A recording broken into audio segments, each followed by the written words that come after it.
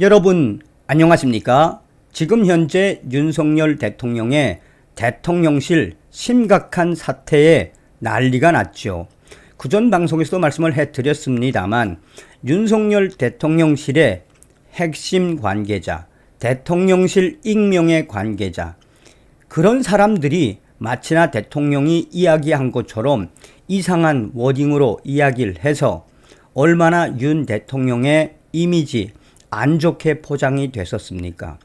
가장 큰 문제는 대통령실 대변인실과 또 홍보수석 또한 정무, 이런 일련의 과정에서 윤석열 대통령이 이제는 좀 인적 쇄신을 할 때가 되지 않았습니까?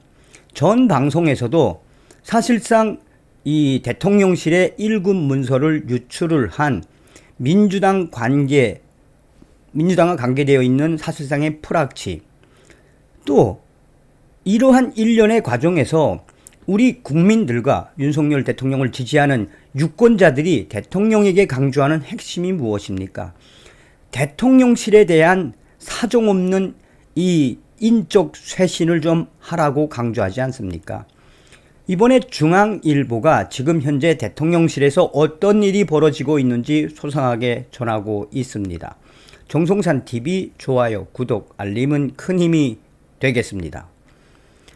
돌연 들이닥쳐 핸드폰, PC 탈탈, 대통령실도 떨게 한 베일 속 그들. 한 번 오면 컴퓨터부터 핸드폰까지 쭉 흩어가더라. 대통령실 내부 감찰 현장을 목격한 대통령실 실무자의 전언이다. 최근 대통령실에서는 공직기강 비서관실에 감찰을 받았다는 얘기가 자주 들린다. 비서관급 참모 A씨에 대한 보안관리 책임을 이유로 해임을 검토하고 있다는 소식이 전해지며 현재 대통령실 분위기가 매우 뒤숭숭하다. 이 실무자는 누구나 감찰 대상이 될 수 있다는 생각에 다들 조심하는 분위기라고 전했다.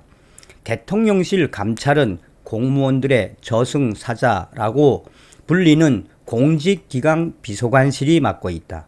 주로 경찰과 감사원, 검찰 수사관 출신으로 구성되어 있다.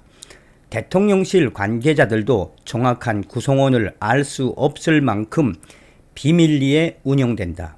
공식적으로는 검사 출신인 이시원 공직기강 비서관 정도만 알려졌다.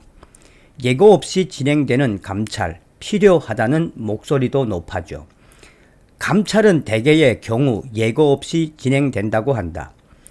이미 제출 동의서를 요구한 뒤 서명을 하면 핸드폰과 컴퓨터를 가져가는 식이다. 한 대통령실 관계자는 감찰을 당하는 쪽은 이유를 모를 때가 많아 당황스러울 수밖에 없다라며 핸드폰 제출을 요구했는데 거절하면 더 의심을 사기 때문에 제출 안 할 도리가 없다라고 말했다. 또 다른 대통령실 관계자는 대통령직 인수위 때도 보안 점검이 있어 고생한 적이 있다라며 다시는 겪고 싶지 않은 경험이라고 말했다. 대통령실에서는 감찰이 필요하다는 목소리가 매우 크다.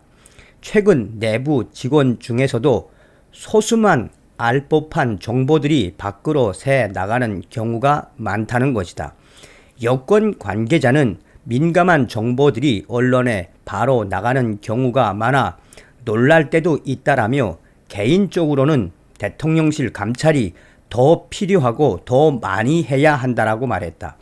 과거 청와대 공직기강 비서관실에서 근무했던 한 경찰 출신 인사는 정권 초기에는 다양한 배경의 사람들이 몰리며 불만 섞인 소문이 돌 수밖에 없는 구조라며 기강 다잡기 차원의 감찰이 필요한 경우도 있다라고 말했다.